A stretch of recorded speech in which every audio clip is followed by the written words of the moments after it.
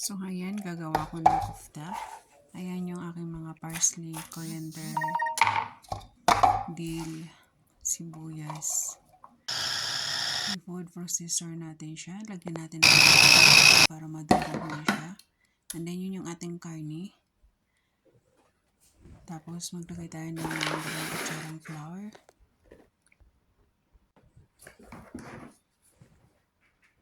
And then, mag-add tayo ng cumin, ng curry powder, ng paminta,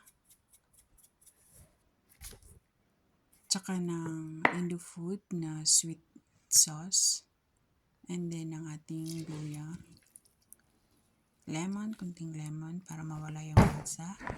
Then mag-add tayo ng asin, and then i-mix-mix lang natin siya sa ating kamay. Ayan, pag ganyan ang texture, okay na siya. Kasi bibulog-bulugin natin siya. So, dyan, lagyan natin siya ng mga gulay yung ating, yung ating baking pan, tsaka olive oil para hindi dumikit yung ating kofta. Ayan.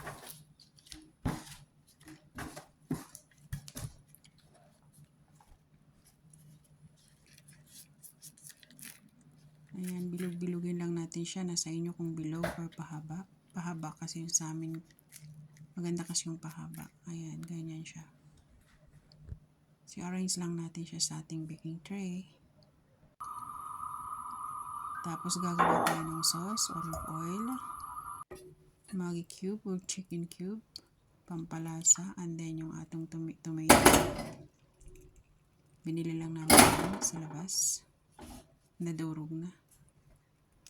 And then tomato paste, mga 1 kutsarang tomato paste. At saka yung ating costra at saka bagdonis, yung dill at saka yung coriander kanina. Tapos lagyan tayo ng mga pampalasa. Curry, paminta. Mag-add din ako dyan ng paprika. Ayan. Ayan yung paprika. Tapos, lagay tayo ng konting tubig. Yan ang ating sauce. Ayan, ibuhos natin siya dyan.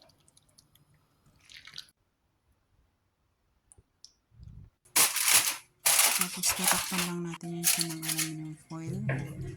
Ipasok lang natin siya sa oven ng 1 oras. Pero tingnan nyo lang. Timer lang natin ng 1 hour. So, yun na yung resulta. Thanks for watching. And God bless. So, titikman lang pala natin muna. Ang sarap niyan, promise.